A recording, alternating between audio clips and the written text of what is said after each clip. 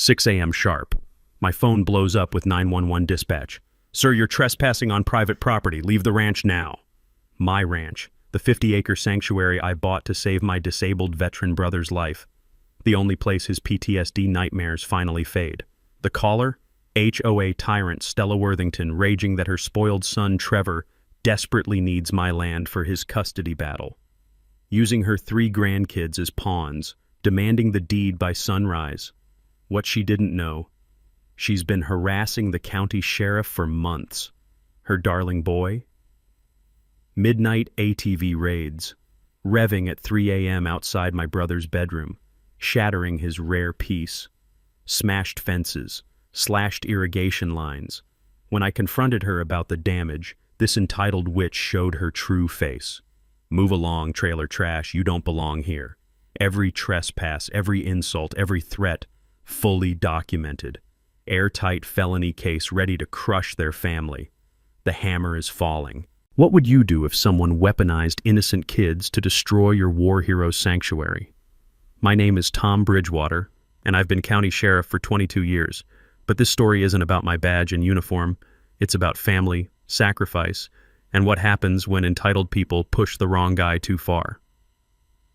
My ranch sits on 50 acres of prime real estate, bordered by Willowbrook Estates, one of those fancy gated communities where the average house costs more than most people make in a decade.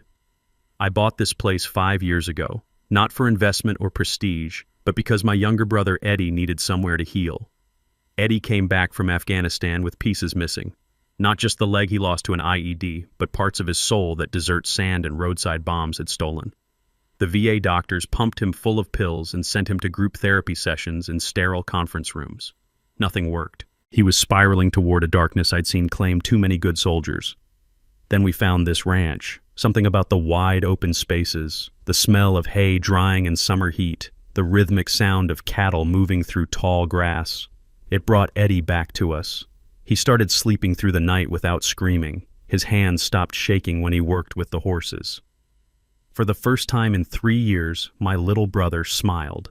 That's when Stella Worthington entered our lives like a Category 5 hurricane in designer heels. Stella runs the Willowbrook Estates HOA with the iron fist of someone who's never been told no in her entire privileged existence. She's got that particular brand of middle-aged entitlement that comes from marrying money and spending decades believing her law degree makes her queen of the universe. Her silver BMW never has a speck of dust on it, and she wears those oversized sunglasses that cost more than Eddie's monthly disability check. But it was her son Trevor who really set this whole mess in motion. 32 years old, recently divorced, and fighting for custody of 3 kids he'd barely paid attention to before his ex-wife finally got tired of his anger issues. The family court gave him 60 days to prove he could provide a stable family environment, which in lawyer speak meant he needed to stop living in his mother's pool house and find a real place to raise children. That's when they decided my ranch was exactly what Trevor needed.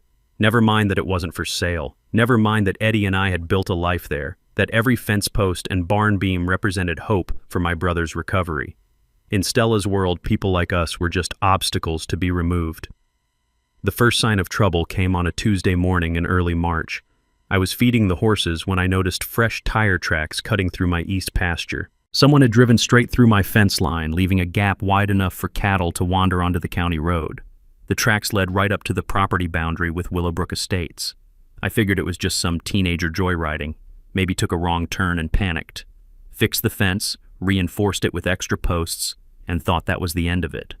The sweet smell of fresh-cut lumber and the satisfying weight of the post-hole digger in my hands reminded me why I loved this physical work. It was honest, straightforward, nothing like the politics and paperwork that filled my days at the sheriff's department. That weekend, it happened again. This time, they'd cut the fence deliberately, using wire cutters to slice clean through 3 strands of barbed wire. Eddie found the damage during his morning walk, the routine that helped keep his anxiety in check. Watching him stand there, hands trembling as he stared at the destroyed fence, I felt something cold and dangerous settle in my chest. But I'm a cop, trained to gather evidence before making accusations, so I installed motion-activated trail cameras, the kind hunters use to track deer movements. Professional grade, infrared capable, with enough memory to record weeks of activity. If someone was messing with my property, I'd know exactly who, when, and how. The cameras caught everything. Trevor Worthington riding a red Yamaha ATV, cutting through my property at 2:17 a.m. like he owned the place.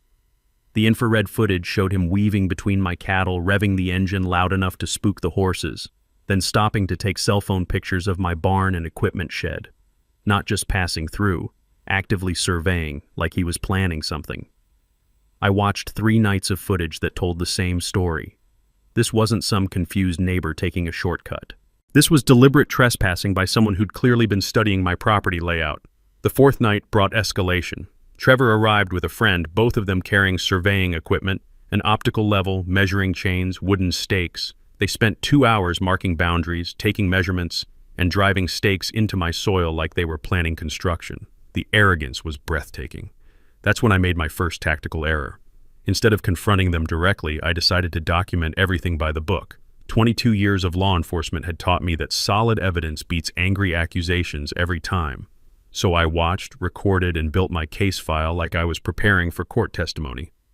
Wednesday morning at 6:43 a.m., my phone rang with a number I didn't recognize. 911 Emergency Services, what's your emergency? Yes, I need police out here immediately. There's a man illegally occupying property on Meadowbrook Drive, and he's threatening my son who was just trying to assess the land for children's housing needs. The dispatcher's voice shifted into professional mode. Ma'am, can you provide your name and the exact nature of the threat? This is Stella Worthington, president of the Willowbrook Estates HOA. This squatter has been harassing my son Trevor, who desperately needs this land to build a proper home for custody of his 3 children. The man is clearly unstable and refuses to leave property that doesn't belong to him. I had to give Stella credit. She was good at this. Her voice carried just the right mix of maternal concern and legal authority. Someone who didn't know the real story might actually believe her. The responding officer was Deputy Martinez, a solid young cop I'd trained personally. He found me in the barn, repairing tack and enjoying the familiar scent of leather oil and hay dust. Sheriff Bridgewater, got a weird call about someone harassing folks over on your road. I handed him the tablet with the trail camera footage. Martinez watched Trevor's midnight surveys, the surveying equipment, the obvious trespassing. His eyebrows climbed higher with each passing frame. So let me get this straight, Martinez said slowly. The lady calling 911 thinks you're squatting on your own property, while her son is the one actually trespassing? That's about the size of it, Deputy, and judging by their behavior, they have no idea who they're dealing with. Here's something most people don't understand about property law. Trespassing becomes criminal the moment someone enters your land without permission, regardless of their stated intentions. Even if Trevor genuinely believed he had legal rights to survey, which he didn't, conducting nighttime reconnaissance on someone else's property is clear-cut criminal trespass. The surveying equipment actually made it worse, demonstrating premeditation and intent to exercise unauthorized control over the land. Martinez shook his head. Want me to pay them a visit? Not yet. Let's see how deep this rabbit hole goes first. That afternoon brought the first mini twist. Eddie was checking the mail when a silver BMW pulled into our driveway. Stella Worthington emerged wearing a business suit that probably cost more than my monthly mortgage payment, and those signature oversized sunglasses that screamed, "I demand to speak to your manager." "Excuse me," she called to Eddie, her voice dripping with the kind of false sweetness that makes smart people immediately suspicious. "I'm looking for the property owner. Are you the caretaker?" Eddie, bless him, played it perfectly. "I'll get Tom for you, ma'am." I walked out of the barn still wearing work clothes, faded jeans, flannel shirt, steel-toed boots caked with honest dirt. To Stella, I probably looked exactly like the ignorant hillbilly she'd imagined. "Mr. She waited for me to fill in the blank. "Bridgewater, this is my ranch." "I see." Her tone suggested she saw nothing but an obstacle to be removed. "I'm Stella Worthington from Willowbrook Estates. I think there's been some confusion about property boundaries. My son Trevor needs this land for his children's welfare, and I'm prepared to make you a very generous offer. Ma'am, this property isn't for sale at any price." "Everything has a price, Mr. Bridgewater. Perhaps you don't understand the legal complexities involved here." That's when I knew we were in for a real fight. Stella's legal complexities arrived the following Tuesday in the form of official court documents served by a process server who looked like he'd rather be anywhere else on Earth. Family Court of Davidson County, I read aloud, scanning the motion. In the matter of Trevor Worthington versus Thomas Bridgewater, regarding impediment to suitable housing for minor children. Eddie looked up from his coffee, the morning ritual that helped keep his anxiety managed. What's that mean in English? It means Stella's trying to use the family court system to steal our ranch. The motion was a masterpiece of legal manipulation wrapped in child welfare language. According to Stella's filing, Trevor needed my specific property to construct appropriate family housing for his custody arrangement. She claimed my refusal to negotiate was directly harming 3 innocent children by denying them a stable home environment. The really clever part was how she'd framed the geography. Stella had somehow convinced a family court judge that only my particular 50 acres would satisfy the custody requirements. Something about proximity to schools, environmental factors, and therapeutic rural setting that the children allegedly needed. I'd seen enough legal theatrics in my career to recognize masterful manipulation when I read it.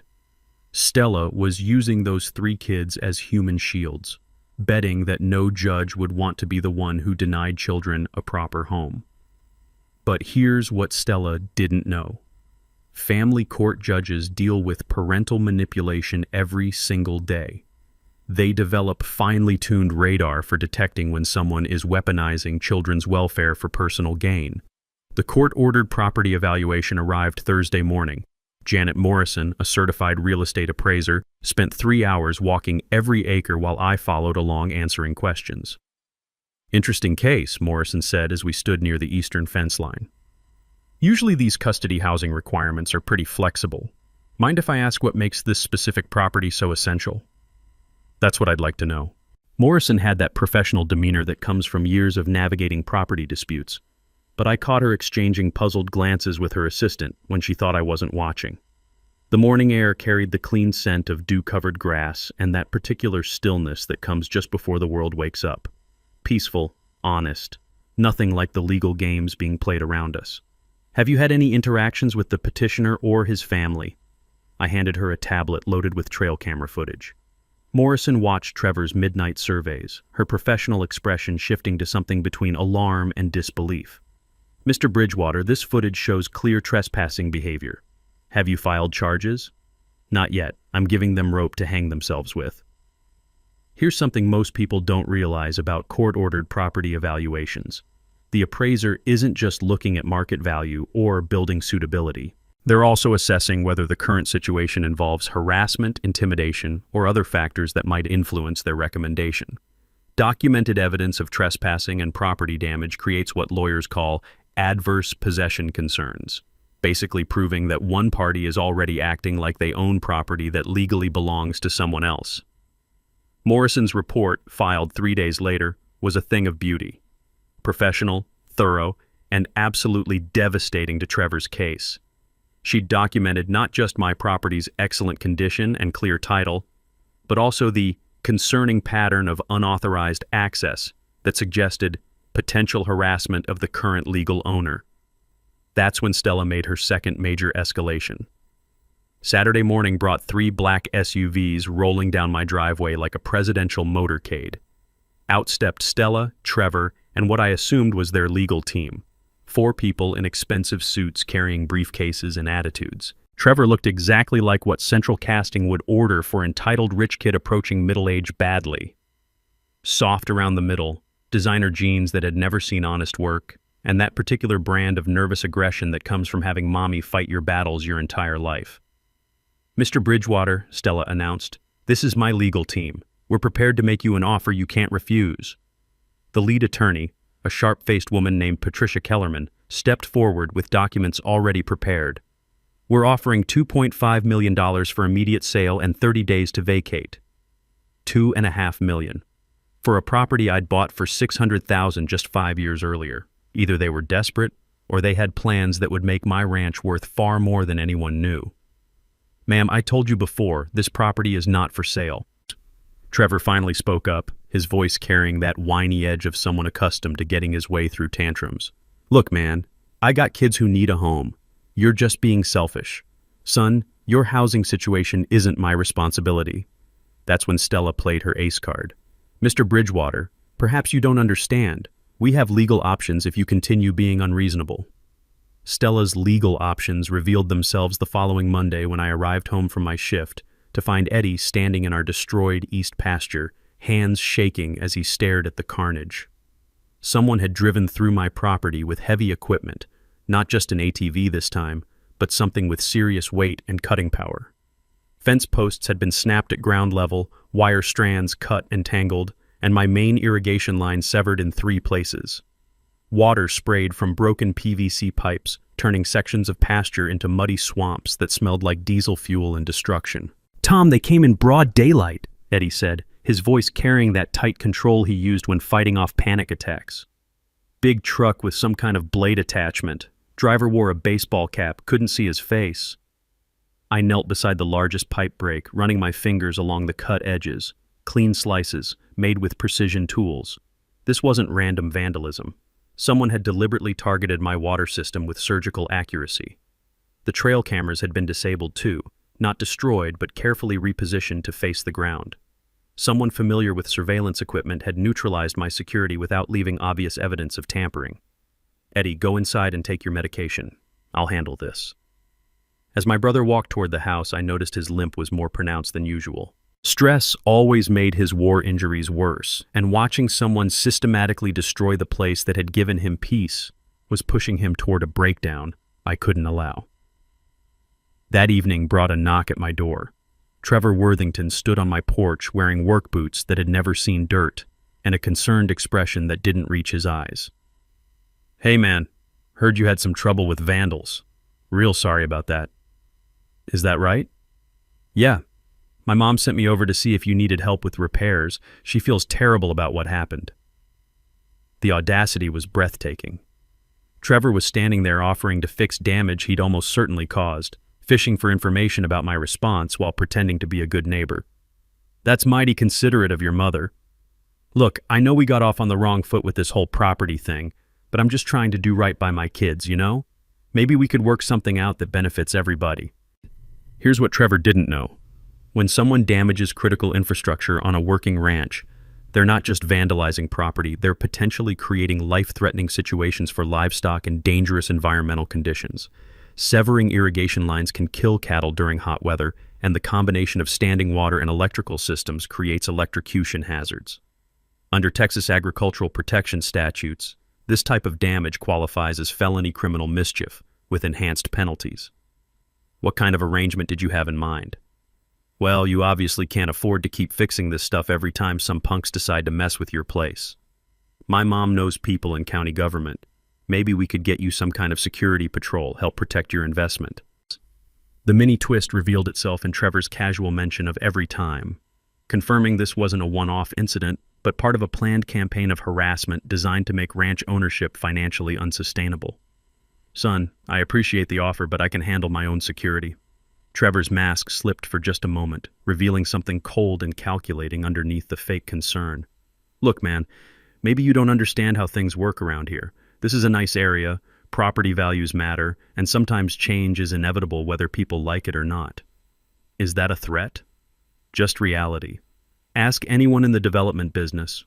Rural properties this close to quality neighborhoods don't stay rural forever. Market forces, you know? After Trevor left, I called in a favor from the county's best forensic technician. Sarah Rory arrived Wednesday morning with equipment that could detect trace evidence invisible to normal investigation. "Interesting damage pattern," Rory said as she documented the irrigation breaks. "Clean cuts, professional-grade tools, knowledge of pressure points. Whoever did this understood both your system layout and the most expensive places to cause damage." Her analysis confirmed my suspicions. The equipment cuts were made with hydraulic shears, the kind mounted on excavators or utility trucks. The positioning suggested someone had studied our infrastructure layout carefully before attacking the most vulnerable and costly to repair components. "Tom, this wasn't random vandalism.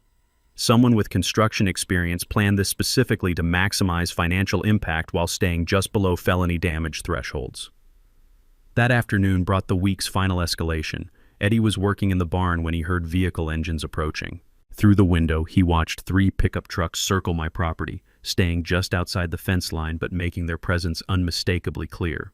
The trucks belonged to Worthington Construction, Trevor's uncle's company, according to the magnetic signs on their doors. For 2 hours, they conducted an obvious surveillance operation, taking photographs, making measurements, and demonstrating that the Worthington family had resources and connections beyond what I'd initially estimated.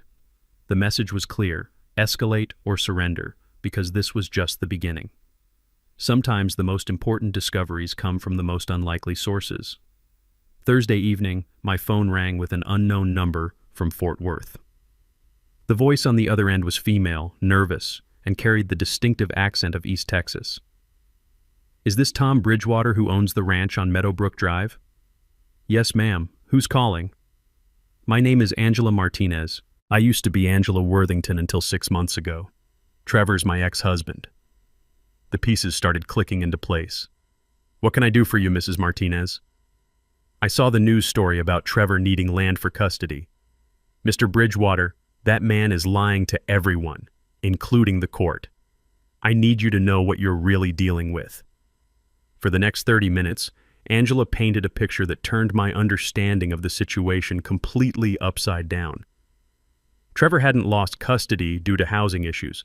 He'd lost it because of domestic violence charges, financial fraud, and what family court psychologists had classified as narcissistic personality disorder with manipulative behaviors. "The restraining order specifically prohibits him from having overnight visits with our children," Angela explained. "But he's been telling his mother and the court that he just needs proper housing to get them back. It's a complete lie." The custody hearing that supposedly required my ranch? Pure fiction. Trevor's parental rights had been permanently restricted after he'd been arrested for threatening Angela with a baseball bat during an argument over child support payments. "Mrs. Martinez, why are you telling me this?" "Because I've watched Trevor destroy people's lives for years, and his mother always helps him get away with it. Stella has connections throughout the legal system: judges, attorneys, court clerks. She uses her position to manipulate proceedings and cover up Trevor's problems." Angela revealed that this wasn't Trevor's first attempt at property acquisition through legal manipulation. In Colorado, he'd tried to force an elderly rancher off his land using similar tactics: fake emergency calls, harassment, and frivolous lawsuits claiming the property was needed for child welfare purposes. "He doesn't want your ranch for housing, Mr. Bridgewater. Trevor's been talking about developing that land for months. He thinks it's perfect for luxury cabins or maybe a wedding venue, something that would generate serious money." The revelation hit like a physical blow. Trevor wasn't some desperate father trying to provide for his children. He was a predator who used his kids as props in elaborate real estate schemes designed to steal valuable property through legal manipulation and systematic harassment. "Do you have documentation of any of this?" "Court records, police reports, medical records from when he put me in the hospital. Everything. I've been building a case to get his supervised visitation revoked completely." Angela agreed to overnight copies of everything, including psychological evaluations that painted Trevor as a dangerous manipulator with a history of escalating violence when he didn't get his way. Here's what most people don't understand about family court fraud. Using children's welfare as justification for property acquisition is a federal crime under several statutes, including wire fraud, conspiracy, and abuse of legal process. When someone files false court documents claiming child welfare needs to justify taking someone else's property, they're not just committing local harassment, they're engaging in organized fraud that can trigger FBI jurisdiction. As I hung up the phone, everything made perfect sense. The midnight surveillance, the professional-grade vandalism, the expensive legal team, the coordinated harassment campaign, this wasn't some desperate custody situation. This was organized criminal activity designed to steal valuable real estate using the court system as a weapon. Trevor and Stella had picked the wrong target. They'd assumed I was some isolated country guy who'd buckle under pressure from lawyers and lawsuits. What they didn't know was that I'd spent 2 decades building relationships with federal law enforcement agencies, prosecutors' offices, and investigative units specifically designed to handle organized fraud. But I still had one major advantage they didn't know about. They had absolutely no idea I was the county sheriff. As far as they knew, Tom Bridgewater was just some stubborn rancher who refused to be intimidated. Time to let them think they were winning while I prepared something special. Angela's documentation arrived Friday morning via overnight express, and it was even worse than she'd described. Court records from 3 different states showed Trevor's pattern of using fake child welfare claims to target valuable properties. Police reports detailed escalating harassment campaigns. Medical records documented injuries he'd inflicted on Angela during their marriage. But the most damning evidence was a series of text messages between Trevor and his business partner discussing their real plans for my ranch. Luxury glamping site with high-end cabins, event venue for weddings and corporate retreats, and eventually subdivision development once they could get the land rezoned for commercial use. 50 acres that close to Austin could generate millions annually, read one message. Just need to get the hillbilly off the land first. Time to give them exactly what they thought they wanted. My first call was to Bobby Hutchins, the county's best civil engineer, and a guy who owed me several favors from cases where I'd protected his family from stalkers. Bobby specialized in ranch infrastructure and had a particular talent for creative problem solving. Tom, what kind of mischief are we planning? The educational kind, Bobby. Someone's been trespassing on my property using heavy equipment. I want to make sure they understand the consequences of their actions. Bobby arrived Saturday morning with surveying equipment and a grin that told me he understood exactly what kind of education we were providing. Together, we walked the eastern boundary where Trevor conducted his regular ATV reconnaissance missions. See that irrigation ditch? I pointed to the 8-foot-wide channel that carried water from our main well to the livestock tanks. Runs parallel to the fence line, about 6 feet from the property boundary. Perfect natural obstacle, Bobby agreed. What did you have in mind? Here's something most people don't know about rural engineering. Temporary bridges over irrigation ditches are common on working ranches, usually constructed from steel beams or heavy planks that can support livestock, ATVs, and light farm equipment. But these bridges can be designed with specific weight limitations. Strong enough for normal ranch use, but engineered to fail when subjected to loads they weren't designed to handle. Bobby's design was elegant in its simplicity. A collapsible bridge that would easily support my 400-pound ATV or a person on foot, but would collapse under the combined weight of Trevor's 650-pound Yamaha plus his 250-pound bulk. The collapse mechanism used tension cables and breakaway joints that would trigger when the load exceeded safe parameters. Weight limit calculations are based on distributed load factors and dynamic stress analysis, Bobby explained as we positioned the bridge components. Translation: it'll hold what it's supposed to hold and fail when someone exceeds design specifications. The bridge installation took most of Saturday, camouflaged to look like routine ranch maintenance. We positioned it over the narrowest section of the irrigation ditch, right where Trevor's tire tracks showed his regular crossing point. Sunday brought phase 2 of my preparation. I reached out to Angela Martinez and explained what I needed. Official documentation of Trevor's fraud pattern, court records showing his restricted parental rights, and most importantly, her willingness to testify about his real motives for targeting my property. Mr. Bridgewater, I've been waiting 3 years for someone to hold Trevor accountable. I'll testify, provide documents, whatever you need. Phase 3 involved the most delicate preparation of all, gathering witnesses without revealing my true identity or intentions. I contacted 5 neighboring ranchers, all of them fed up with Worthington family harassment, but previously afraid to speak up against someone with legal connections. Tom, we've all been watching this situation develop, said Bill Henderson, whose property bordered mine to the west. That family thinks they can push around anyone without enough money to fight back. What do you need us to do?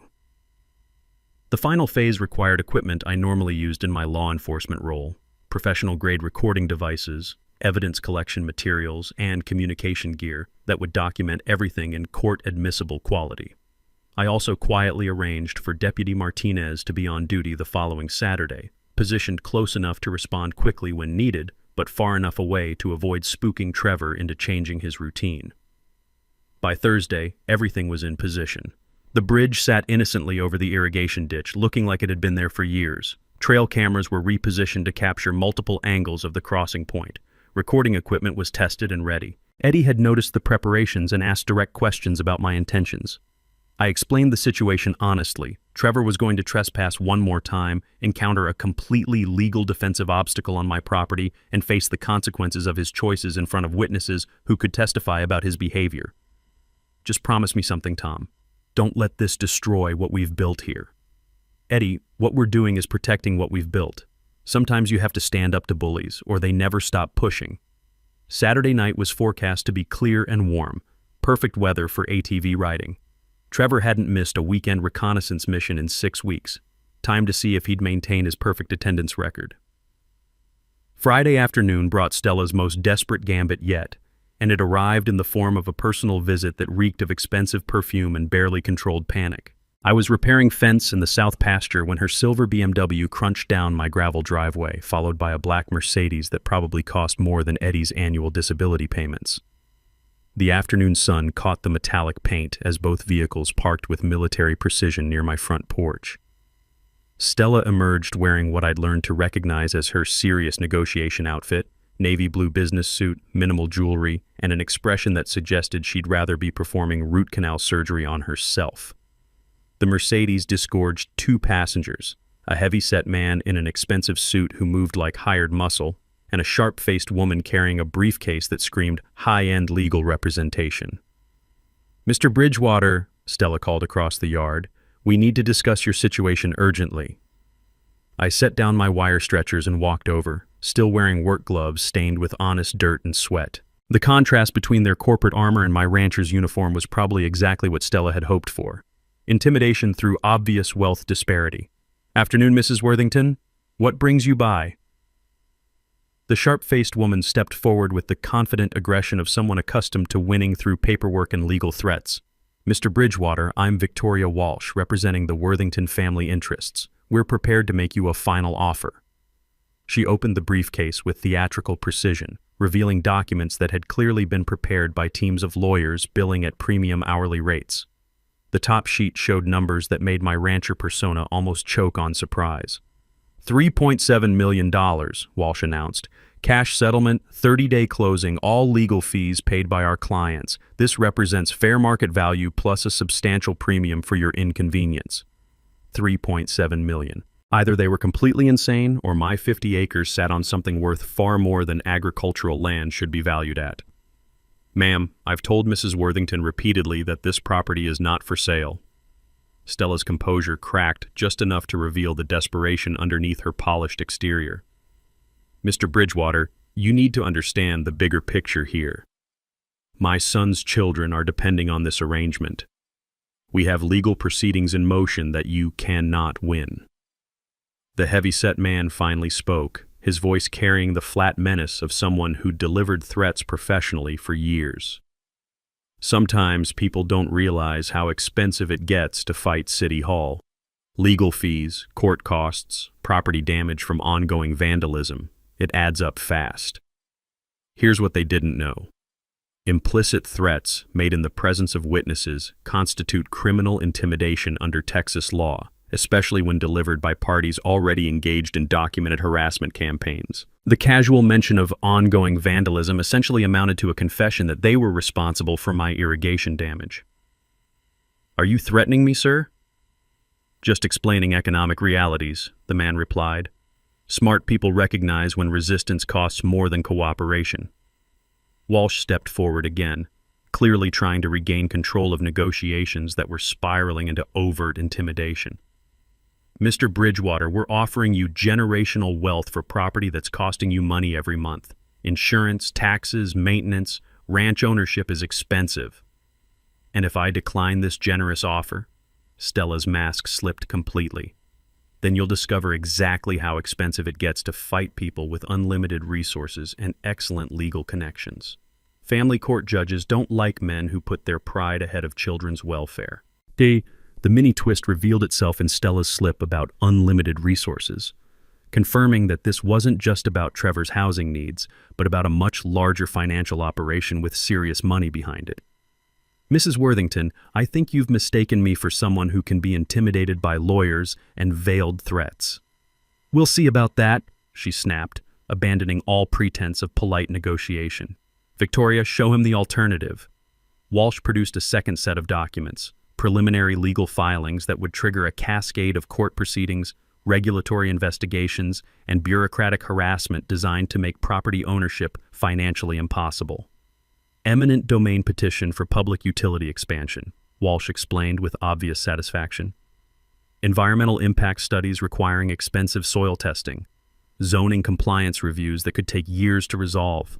agricultural exemption challenges that would triple your property tax burden. The scope of their planned legal assault was breathtaking.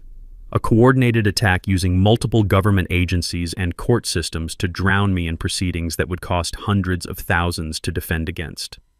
Of course, all of these proceedings disappear if you accept our reasonable offer, Stella added. Your choice, Mr. Bridgewater, generational wealth or generational debt from fighting battles you cannot win. As their convoy disappeared down my driveway in a cloud of dust and arrogance, I realized they'd just made a critical tactical error. They'd revealed the full scope of their operation while still believing I was just some isolated rancher without resources to fight back. Tomorrow night would be very educational for everyone involved. Saturday evening arrived with the kind of perfect weather that makes Texas ranchers grateful to be alive. Clear skies, gentle breeze carrying the scent of wildflowers and cattle, temperature hovering in that sweet spot between warm sunshine and cool shadow. I was positioned in the barn loft with night vision equipment and recording gear, watching Trevor's regular approach route through infrared cameras. Eddie was safely inside the house with instructions to call Deputy Martinez at the first sign of trouble. At 11:47 p.m., headlights appeared on the county road, moving slowly like someone conducting surveillance before committing to action. The lights stopped at the boundary between county property and my ranch, idling for several minutes while the driver apparently studied the terrain. Then the engine note changed, deeper, more powerful than Trevor's usual ATV. Through night vision, I watched a side-by-side utility vehicle approach my eastern fence line, this one carrying 2 occupants instead of Trevor's normal solo reconnaissance missions. The passenger was Trevor, unmistakably recognizable even in infrared. But the driver was someone new, a larger man wearing work clothes and a baseball cap, moving with the confidence of someone accustomed to operating heavy equipment in challenging conditions. They parked 50 yards from my property line and spent 20 minutes conducting what appeared to be a detailed planning session, using flashlights to study hand-drawn maps and pointing toward specific locations on my ranch. "This is it," I heard Trevor's voice carry across the still night air. "Hit the irrigation main first, then the electrical feed to the barn. Make it look like equipment failure, not sabotage." The mini-twist revealed itself when the driver responded, "Your mom's paying me good money for this, but if anyone asks, I was never here. This is the last time, understand? After tonight, find another way to solve your problems." They were escalating from harassment to outright sabotage, bringing in professional help to cause damage that would be difficult to trace back to them. But they'd made the mistake of discussing their plans within range of professional surveillance equipment operated by someone who knew how to gather court-admissible evidence. The driver unloaded serious equipment from the utility vehicle, hydraulic cutters, trenching tools, and what appeared to be electronic devices designed to overload electrical systems. This wasn't amateur vandalism. Someone had planned a systematic attack on my ranch's critical infrastructure. Trevor climbed onto his regular ATV while the driver moved toward my electrical service panel near the barn. They were coordinating a 2-pronged assault designed to cause maximum damage while maintaining plausible deniability about who was responsible. I activated my radio to alert Deputy Martinez. "Unit 7, this is Tom. We've got multiple suspects engaged in criminal activity at my location, requesting backup for apprehension." "Copy that, Sheriff. ETA 5 minutes. Through my night vision scope, I watched Trevor navigate his familiar route toward the irrigation crossing where Bobby's engineered bridge waited patiently for its first real test. The ATV's headlights swept across the landscape as Trevor accelerated toward what he thought was just another night of consequence-free trespassing. The bridge held perfectly as Trevor approached the crossing point, his ATV's weight still within the engineered tolerance limits. But when he hit the gas to power across the irrigation ditch, physics took over with mechanical precision. The combined dynamic load of 650 pounds of ATV plus 250 pounds of rider, multiplied by the forward momentum and downward force of the crossing, exceeded the bridge's designed failure point by exactly the margin Bobby had calculated. The collapse was spectacular. Support cables snapped with sharp metallic pings, breakaway joints separated with satisfying clicks, and Trevor's ATV pitched forward into 8 feet of cold irrigation water with a splash that could be heard 3 counties away. The scream that followed was pure, undiluted outrage mixed with shock, the sound of someone who'd never faced real consequences for his actions suddenly discovering that physics doesn't care about family connections or legal threats. "Help! Somebody help me! I'm stuck!" The driver near my electrical panel heard the commotion and came running with a flashlight, probably expecting to find Trevor injured from an accident rather than trapped in a carefully engineered consequence for his criminal behavior. "Trevor, what happened?" "The bridge collapsed. My ATV's flooded. I think my leg's pinned." I keyed my radio again. "Unit 7, Suspect 1 is contained in the irrigation ditch. Suspect 2 is approaching from the barn area. Move in for apprehension." Deputy Martinez's response crackled through the night air. "Copy, Sheriff. Units 2 and 4 are backing me up. We've got them surrounded." As flashing red and blue lights began illuminating my property like a patriotic light show, I climbed down from the loft to greet my uninvited guests. 22 years of law enforcement had taught me to savor moments like this, when criminals finally faced consequences for actions they thought would never catch up with them.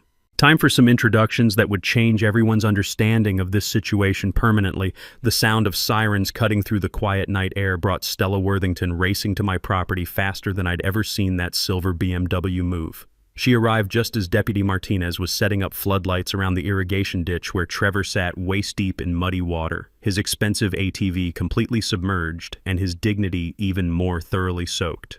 But Stella wasn't alone. Following her BMW came a convoy of vehicles that turned my rural ranch into something resembling a media circus. Black Mercedes carrying the Worthington family's legal team, white news van from Channel 7 after someone had apparently called in a breaking story about rural property harassment, and 3 additional patrol cars responding to Deputy Martinez's backup request. Perfect timing, because I wanted plenty of witnesses for what came next. Trevor was still thrashing around in the ditch, alternating between screaming for help and cursing about his rights being violated, when Stella emerged from her BMW wearing a white terry cloth robe over silk pajamas. Even in crisis mode, she'd managed to look like she was heading to a luxury spa rather than bailing her criminal son out of trouble. "Officer!" she called to Deputy Martinez, her voice carrying that imperious tone she'd perfected through decades of getting her way through legal intimidation. "I demand you arrest the man responsible for this booby trap. My son was conducting legitimate property assessment when he was injured by this criminal's negligence." Martinez looked up from photographing the collapsed bridge, his expression professionally neutral. "Ma'am, I'm going to need you to step back while we process this crime scene." "Crime scene?" Stella's voice climbed an octave. "The only crime here is this squatter attacking my son with illegal traps. I'm Stella Worthington, president of the Willowbrook Estates HOA, and I demand immediate action." That's when the Channel 7 news crew started rolling, their camera lights turning the nighttime chaos into primetime drama. Reporter Jessica Rory positioned herself with the perfect backdrop, flashing police lights, Trevor still stuck in the ditch, and Stella gesticulating wildly in her designer pajamas. This is Jessica Rory reporting from Davidson County, where a property dispute has escalated into what appears to be criminal activity involving harassment, trespassing, and systematic vandalism. I walked out of the barn wearing full Sheriff's Department uniform, badge, radio, duty belt, everything that identified me as the law enforcement officer I'd always been but had never revealed to the Worthington family. The effect was immediate and devastating. Stella stopped mid-sentence, her mouth opening and closing like a fish, gasping for air as the reality of her situation crashed down around her. For 3 months, she'd been threatening, harassing, and attempting to intimidate the county sheriff, while her son had been conducting criminal trespassing operations against a law enforcement officer's property. "Mrs. Worthington," I said in my official capacity, loud enough for the news cameras to capture every word. "I'm Sheriff Tom Bridgewater. Your son is under arrest for criminal trespass, destruction of property, and conspiracy to commit vandalism. You're being charged as an accessory for organizing and financing these criminal activities." The silence that followed was broken only by the sound of Trevor splashing in the irrigation ditch and the mechanical whir of news cameras capturing his mother's complete mental breakdown in high definition. You're the sheriff?" Stella's voice had shrunk to barely a whisper. "Yes, ma'am. Have been for 22 years. Every false 911 call you made, every harassment campaign you organized, every threat your legal team delivered, all of it was directed at a county law enforcement officer. That elevates these charges to felony level under Texas harassment statutes." Deputy Martinez was already reading Trevor his rights as additional officers helped extract him from the ditch, his expensive clothes now resembling something dredged from a swamp. The hydraulic cutting tools and electrical sabotage equipment provided clear evidence of premeditated criminal activity. But the real knockout punch came when Jessica Rory thrust her microphone towards Stella for comment. "Mrs. Worthington, how do you respond to allegations that your family has been conducting a systematic harassment campaign against a county sheriff?" Stella looked directly into the camera, her carefully constructed public image collapsing in real time. We thought he was just, we thought he, I mean, we had no idea. Are you saying your family has been filing false police reports and threatening property destruction without bothering to identify the property owner? Angela Martinez chose that moment to arrive, carrying a briefcase full of documentation that would destroy any remaining sympathy for Trevor's child welfare narrative.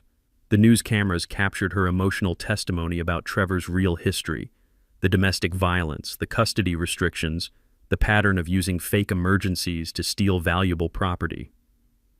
Trevor Worthington has no legal right to custody of our children, Angela declared.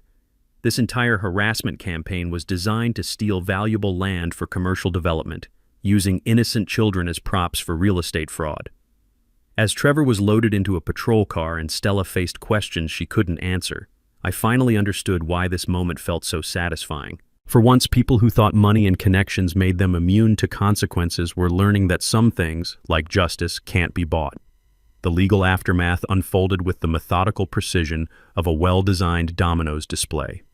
Trevor faced 18 separate charges ranging from criminal trespass to conspiracy to commit property damage.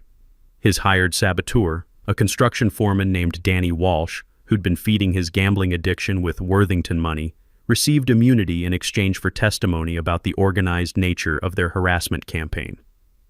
Stella's legal troubles proved even more complex. Her law license faced suspension proceedings for filing fraudulent court documents, while federal investigators opened cases for wire fraud and conspiracy charges related to the fake child welfare claims. The State Bar Association was particularly interested in how she'd used her position as an HOA president to coordinate harassment against a law enforcement officer. But the sweetest justice came through financial consequences that hit the Worthington family where it hurt most: their wallets. My civil lawsuit generated a settlement that covered $18,000 in property damages, $50,000 in punitive damages for harassment, and an additional $75,000 in legal fees and emotional distress compensation for Eddie's PTSD treatment. The total came to $143,000, paid directly from Stella's personal accounts after Trevor's assets were seized to cover his criminal restitution. More satisfying than money was watching the Worthington family's social destruction play out in public. The Channel 7 news story went viral, generating over 2 million views on YouTube and spawning dozens of copycat stories about HOA abuse and entitled behavior. Stella became the poster child for everything people hate about petty authority figures who think rules don't apply to them. The Willowbrook Estates HOA board voted unanimously to remove Stella from all positions, elected new leadership committed to actual community service rather than personal power trips, and issued a formal apology to our family for the harassment we'd endured. Trevor disappeared from the area entirely after serving 90 days in county jail, reportedly moving to Florida where his criminal record would be less well known. Angela Martinez successfully petitioned for permanent termination of his parental rights, finally giving their 3 children the security they'd never had, while Trevor could manipulate the system. But the real resolution came in smaller, more personal victories that money couldn't measure. Eddie's recovery accelerated dramatically once the harassment ended. Without the constant stress of defending our sanctuary, he was able to focus on healing work that had been interrupted by months of anxiety and sleepless nights. The ranch became peaceful again, filled with the sounds of cattle moving through grass and horses snorting contentedly in morning pastures. 6 months later, Eddie approached me with an idea that transformed our property into something even more meaningful than we'd imagined. Using his military contacts and my law enforcement connections, we established the Bridgewater Ranch Veterans Recovery Program, a nonprofit organization providing rural therapy environments for combat veterans struggling with PTSD and related trauma disorders. The program operates on 50 acres of Texas hill country, where the biggest sounds are cattle lowing and wind moving through oak trees, where men and women who've seen too much violence can remember what peace feels like. We've helped 37 veterans in our first year with waiting lists that extend months into the future. The irrigation ditch where Trevor met his consequences became something of a legend among local law enforcement officers, who occasionally drive by to see the spot where entitled privilege finally faced engineering reality. We rebuilt the bridge properly this time, strong enough to support anything that has legitimate business crossing our property.